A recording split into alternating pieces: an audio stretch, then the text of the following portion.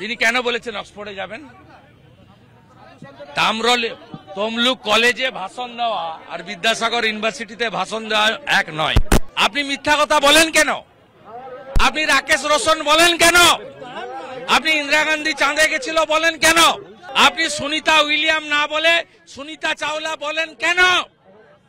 আপনি বলেন কেন মাতঙ্গিনী হাজরা শহীদ হয়েছে পিছাবনিতে? তমলুককে অপমান করেন। আপনার ভাইপো বলে কেন বর্ণ পরিচয় লিখেছে সতীশ সামন্ত? বর্ণ পরিচয় সতীশ সামন্ত লিখেছে।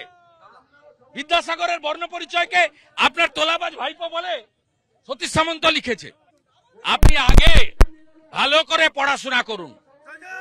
আপনাকে নিয়ে গোটা পৃথিবী হাসছে। আপনি 1500 কেজি ওজনের বাচ্চা হয় বলেন, পৃথিবীতে 1177টা দেশ বলেন।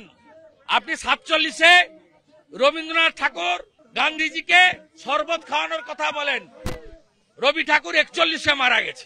লন্ডন যাওয়ার আগে টাস্ক ফোর্স গঠন মুখ্যমন্ত্রীর। বাংলায় কুচক্রীরা দাঙ্গা লাগায় 5 সদস্যের টাস্ক ফোর্স গঠন করলাম। এই টাস্ক ফোর্সে থাকবেন বিবেক কুমার, নন্দিনী চক্রবর্তী, রাজীব কুমার, মনোজ বর্মা। এছাড়াও থাকবেন ফিরহাদ হাকিম, চন্দ্রিমা ভট্টাচার্য, অরূপ বিশ্বাস।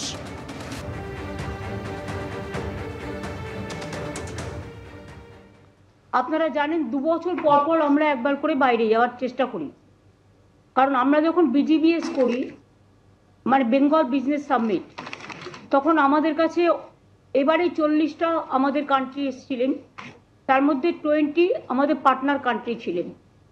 তারা আমাদের বারবার রিকোয়েস্ট করেন যে আমরা তো আপনাদের দেশে আসছি, আমরা ইনভেস্ট করতে চাই, আপনারাও আমাদের দেশে আসুন।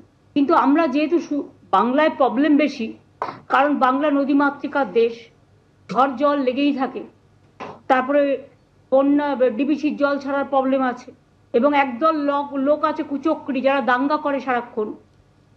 সুতরাং এই সমস্ত ঘটনার জন্য আমরা যাওয়ার চেষ্টা করলেও এমনকি দিল্লিও পর্যন্ত আমার যাওয়া হয় না। এই সফরটাও খুবই ছোট্ট, যাতায়াতের 2 দিন ফুল রাখবে, একদিন সানডে আছে, বাদবাকি 4 দিন মাত্র আমাদের প্রোগ্রাম। কয়েকজন অফিসারকে আমি স্পেসিফিক একটা টাস্ক ফোর্স তৈরি করে দিয়ে যাচ্ছি, তারা আমাদের সাথে কন্টিনিউয়াস যোগাযোগ রাখবে। অফিসারদের মধ্যে আছে বিবেক কুমার, প্রভাত মিশ্র, নন্দিনী চক্রবর্তী।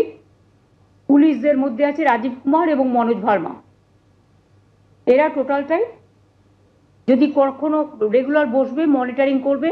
আর মন্ত্রীদের পক্ষ থেকেও আমি মনে করি 4-5 জন আমাদের অ্যাবসেন্সে তারা নবান্নে বসবে।